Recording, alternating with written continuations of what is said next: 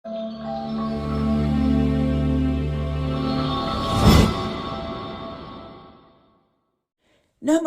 नुसल्ली अला रसूलिहिल करीम अम्मा बाद फ़अऊज़ु बिल्लाहि मिनश शैतानिर रजीम बिस्मिल्लाहिर रहमानिर रहीम रब्बि इश्रह ली सदरी व यस्सिर ली अमरी वहलुल उक़दतम मिन लिसानी यफ़क़हू क़ौली। अल्हम्दुलिल्लाह, पिछले दर्स में आयत 62 और 7वां रुकू ख़त्म किए। आज हम आयत 63 से शुरू करेंगे। सबसे पहले आयत की तिलावत, तर्जुमा और तफसीर होगी। आयत 63 और 64।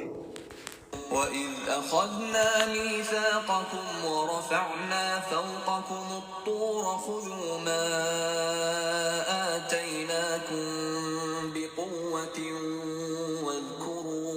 وَاذْكُرُوا مَا فِيهِ لَعَلَّكُمْ تَتَّقُونَ ثُمَّ تَوَلَّيْتُمْ مِنْ بَعْدِ ذَلِكَ فَلَوْلَا فَضْلُ اللَّهِ عَلَيْكُمْ وَرَحْمَتُهُ لَكُنْتُمْ مِنَ الْخَاسِرِينَ۔ اللہ تعالیٰ فرماتے ہیں، اور وہ وقت یاد کرو جب ہم نے تم سے تورات پر عمل کرنے کا عہد لیا تھا اور کوہ طور کو تمہارے اوپر اٹھا کھڑا کیا تھا کہ جو کتاب ہم نے تمہیں دی ہے اس کو مضبوطی سے تھامو اور اس میں جو کچھ لکھا ہے اس کو یاد رکھو تاکہ تمہیں تقوی حاصل ہو۔ اس سب کے باوجود تم دوبارہ راہ راست سے پھر گئے، چنانچہ اگر اللہ کا فضل اور رحمت تم پر نہ ہوتی تو تم ضرور سخت نقصان اٹھانے والوں میں شامل ہو جاتے۔ شان نزول: جب حضرت موسیٰ علیہ السلام تورات شریف لے کر آئے اور مستقل شریعت بنی اسرائیل کو دی گئی، تورات کے احکام یہود جیسی سرکش اور آرام طلب قوم کے حق میں سخت تھے۔ ان کی تعمیل سے بنی اسرائیل نے انکار کیا تو گستاخی اور شرارت سے روکنے کے لیے اللہ تعالیٰ نے کوہ طور کو ان کے سروں پر بلند کر کے ان سے عہد لیا کہ تورات پر مضبوطی سے جمے رہیں اور اس کے احکام کی ٹھیک ٹھیک تعمیل کریں گے، لیکن بنی اسرائیل کی شرارت حد کو پہنچ چکی تھی کہ اس عہد و پیمان کی بھی پرواہ نہ کی اور ہیلے حوالے نکال کر تورات کے احکام سے بچتے رہے۔ پھر بھی اللہ تعالیٰ نے ان سے درگزر کیا، ان کو بار بار مہلت دی۔ میثاق کا واقعہ کی تفصیل سورہ اعراف میں ہے۔ میثاق کا واقعہ تو حضرت موسیٰ کے زمانے کا ہے، لیکن اس آیت کے مخاطب وہ یہودی ہیں جو آن حضرت کے زمانے میں موجود تھے اور حضور پر ایمان نہیں لائے تھے۔ چونکہ آن حضرت پر ایمان نہ لانا بھی عہد شکنی ہے، اس لیے ان کو عہد توڑنے والے میں داخل کر کے ان سے فرمایا کہ باوجود عہد شکنی کے ہم نے تم پر بڑا فضل کیا اور عذاب نازل کر کے تم کو ہلاک نہیں کر دیا بلکہ تم کو مہلت دی۔ یہ نبی کریم صلی اللہ علیہ وسلم کی برکت ہے، جیسا کہ حدیثوں میں مذکور ہے۔ آیت نمبر 65 اور 66۔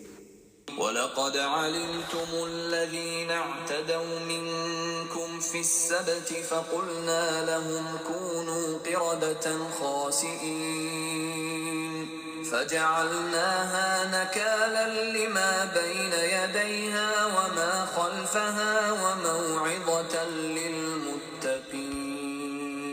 اللہ پاک فرماتے ہیں، اور تم اپنے ان لوگوں کو اچھی طرح جانتے ہو جو ہفتے کے معاملے میں حد سے گزر گئے تھے، چنانچہ ہم نے ان سے کہا تھا کہ تم دھتکارے ہوئے بندر بن جاؤ۔ پھر ہم نے اس واقعے کو اس زمانے کے اور اس کے بعد کے لوگوں کے لیے عبرت اور ڈرنے والوں کے لیے نصیحت کا سامان بنا دیا۔ یہودیوں کا ہفتے کے دن میں زیادتی کرنا اور بندر بنا دیا جانا جیسے مسلمانوں کے لیے جمعے کا دن معظم قرار دیا گیا ہے، اسی طرح سے یہود کے لیے ہفتے کے دن کو معظم قرار دیا گیا تھا، اور اس کی تعظیم کے لیے یہ حکم بھی تھا کہ اس دن مچھلی کا شکار نہ کریں۔ ایک طرف تو یہ حکم تھا اور دوسری طرف ان کا امتحان تھا، اور وہ امتحان اس طرح تھا، دوسرے دنوں میں مچھلیاں عام حالات کے مطابق پانی میں اندر ہی رہتی تھیں، اور ہفتے کے دن خوب ابھر کر پانی پر آ جاتی تھیں، جس کا تذکرہ سورہ اعراف میں فرمایا ہے۔ ہفتے کے دن مچھلیاں خوب ابھر کر سامنے آ جاتی تھیں، اس لیے ان لوگوں نے ان کو پکڑنے کے لیے ہیلے نکالے اور یہ کہا کہ ہفتے کے دن آنے سے پہلے جال اور مچھلی پکڑنے کے کانٹے پہلے سے پانی میں ڈال دیتے تھے اور ان میں پھنس کر رہ جاتی تھی۔ جب ہفتے کا دن گزر جاتا تھا تو ان کو پکڑ لیتے تھے اور اپنے نفسوں کو سمجھا لیتے تھے کہ ہم نے ہفتے کے دن ایک مچھلی بھی نہیں پکڑی، وہ تو خود سے جالوں میں کانٹوں میں آ گئیں، اور یہ جال اور کانٹے ہم نے جمعے کے دن ڈالے تھے۔ ان کو منع کرنے والوں نے منع کیا تو نہ مانے۔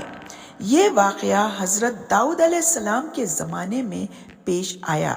بنی اسرائیل کے لیے ہفتے کا دن عبادت کے لیے مقرر تھا۔ اس دن ہر قسم کا کاروبار کرنا، یہاں تک کہ مچھلی کا شکار بھی منع تھا۔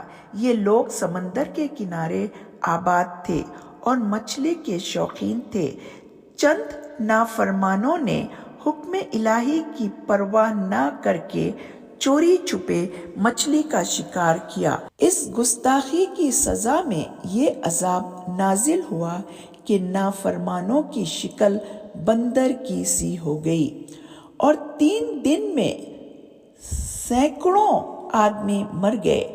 یہود میں یہ عبرت انگیز واقعہ ہر شخص کی زبان پر تھا، چنانچہ آن حضرت کے ہم عصر یہودی بھی اس کو خوب جانتے تھے، اس لیے وَلَقَدْ عَلِمْتُمْ فرمایا۔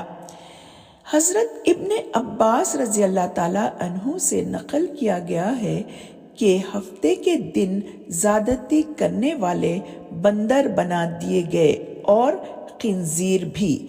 ان میں جو جوان تھے وہ بندر ہو گئے اور جو بوڑھے تھے وہ خنزیر بنا دیے گئے۔ آیت نمبر 67۔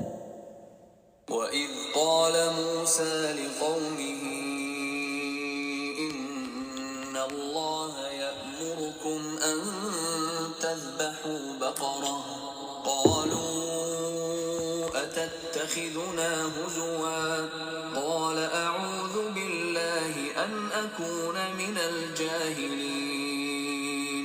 اللہ پاک فرماتے ہیں، جب موسیٰ نے اپنی قوم سے کہا تھا کہ اللہ تمہیں حکم دیتا ہے کہ تم ایک گائے ذبح کرو، وہ کہنے لگے کہ کیا آپ ہمارا مذاق بناتے ہیں؟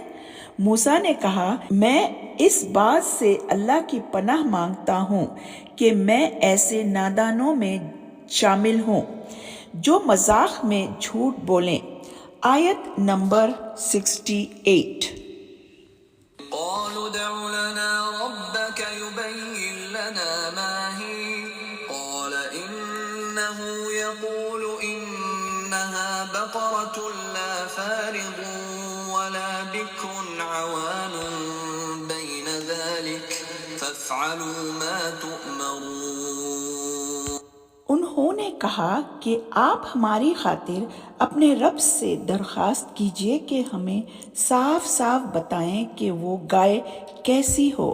موسیٰ نے کہا، اللہ فرماتا ہے کہ وہ ایسی گائے ہو کہ نہ بہت بوڑھی ہو نہ بچی، ان دونوں کے بیچ بیچ میں ہو، بس اب جو حکم تمہیں دیا گیا ہے اس پر عمل کر لو۔ یہ واقعہ کیوں پیش آیا؟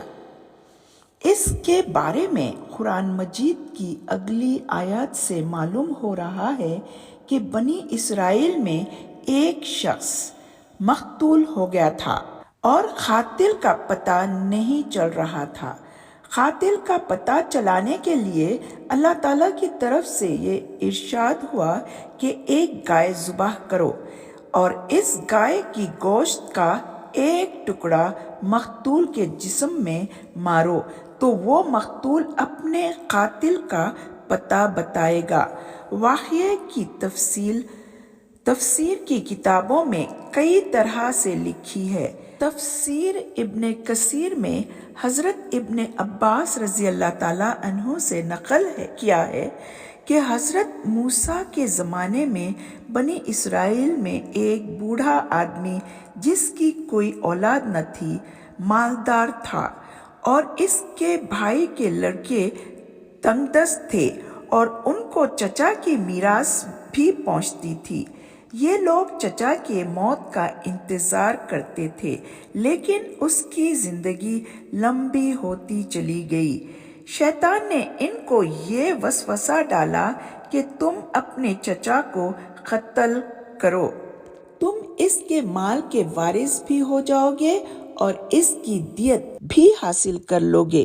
جس جگہ کا یہ واقعہ ہے وہاں 2 بستیاں تھیں، جب کہ مقتول دونوں بستیوں کے درمیان پڑا ہوا ملتا تھا، تو جس بستی کے قریب تر ہوتا اس پر دیت خون بہا ڈال دی جاتی تھی۔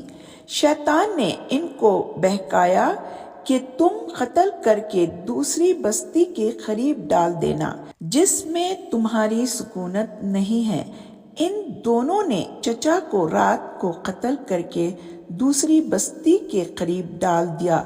پھر جب صبح ہوئی تو یہی قاتلین دعوے دار ہو گئے اور اس بستی والوں پر دعویٰ کر دیا جس کے قریب لاش کو ڈال دیا تھا، اور ان سے کہا کہ تمہاری بستی کے دروازے پر ہمارا چچا مقتول ملا ہے، ہم تم سے اس دیت ضرور لے کر چھوڑیں گے۔ اس بستی کے لوگ قسم کھانے لگے اور انہوں نے کہا کہ ہم نے نہیں قتل کیا اور نہ ہی ہمیں اس کے قاتل کا علم ہے۔ ہم نے شام سے لے کر صبح تک اپنی بستی کا دروازہ ہی نہیں کھولا، لہٰذا ہمارے ذمے اس کے قتل کا الزام لگا دینا صحیح نہیں اور کوئی دیت لازم نہیں۔ قاتل کا پتہ چلانے کے لیے بنی اسرائیل نے حضرت موسیٰ علیہ السلام کی طرف رجوع کیا۔ حضرت موسیٰ نے ان سے فرمایا، اللہ تعالیٰ نے قاتل کا پتہ چلانے کے لیے یہ ارشاد فرمایا ہے کہ ایک گائے ذبح کرو اور اس کے گوشت کا ایک ٹکڑا مقتول کے جسم پر مار دو۔ بات سننے کے ساتھ ہی ان کو چاہیے تھا کہ کوئی بھی ایک گائے ذبح کر کے مقتول پر مار دیتے۔ اول تو انہوں نے حضرت موسیٰ کی بات کو مذاق بتایا، کہنے لگے کہ کہاں گائے کے گوشت کا ٹکڑا مقتول کے جسم کو مارنا اور کہاں مقتول کا زندہ ہو کر نام بتانا، یہ بے جوڑ بات ہے، آپ تو ہم لوگوں کا مذاق اڑا رہے ہیں۔ ان جاہلوں نے یہ نہ سوچا کہ ہمیں اللہ کا نبی ایک بات بتا رہا ہے جو اللہ کی طرف سے ہے، اس میں مذاق کا وہم بھی نہیں ہو سکتا، لیکن وہ اپنی جہالت اور حماقت سے ایسی باتیں کہتے رہے۔ حضرت موسیٰ علیہ السلام کو بہت ناگوار ہوا اور انہوں نے فرمایا کہ اعوذ باللہ ان اکون من الجاہلین، کہ میں اس بات سے اللہ کی پناہ لیتا ہوں کہ جاہلوں میں سے ہو جاؤں۔ ایک ادنا مسلمان سے یہ امید نہیں کی جا سکتی کہ وہ اللہ کے حکم کو مذاق بنائے، یہ تو جہالت کی بات ہے۔ پھر اللہ کا نبی کیسے اللہ کی طرف سے ایسے حکم کی نسبت کر سکتا ہے جو مذاق ہو؟ پھر جب گائے ذبح کرنے پر راضی ہو گئے تو طرح طرح کے سوالات کرتے گئے اور ان سوالات کے ذریعے بندشوں اور قیدوں میں بندھتے چلے گئے۔ آیت نمبر 69۔ قالوا ادع لنا ربك يبين لنا ما لونها قال إنه يقول إنها بقرة صفراء فاقع لونها تسر الناظرين۔ کہنے لگے آپ ہماری خاطر اپنے رب سے درخواست کیجئے کہ ہمیں صاف صاف بتائیں کہ اس کا رنگ کیسا ہو۔ موسیٰ نے کہا اللہ فرماتا ہے کہ وہ ایسے تیز زرد رنگ کی گائے ہو جو دیکھنے والوں کا دل خوش کر دے۔ آیت نمبر 70۔ قالوا ادع لنا ربك يبين لنا ما هي إن البقرة شابه علينا وإنا إن شاء الله لمهتدون۔